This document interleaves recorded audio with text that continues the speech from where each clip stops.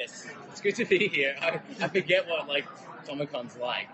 That's very intense. I was a bit taken back there for a second though. So what's more intense, Comic-Con or the world of the 100?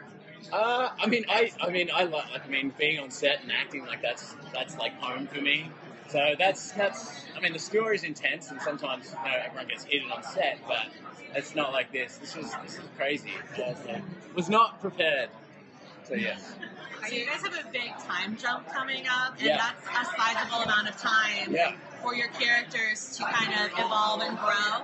So what can we expect to see as far as Bellamy's change over the course of that time that we're not going to see? Is he going to be a different person? Hey, buddy.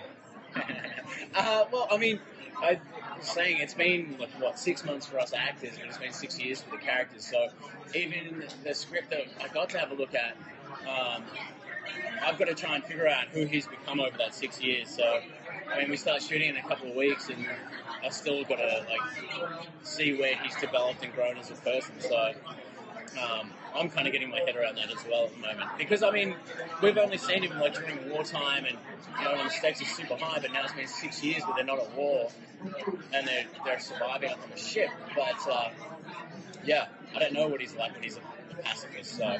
What would you like to see him be like, though? Well, I think, he's taken on Clark's advice using his head and his heart, and I think he's become quite a good leader.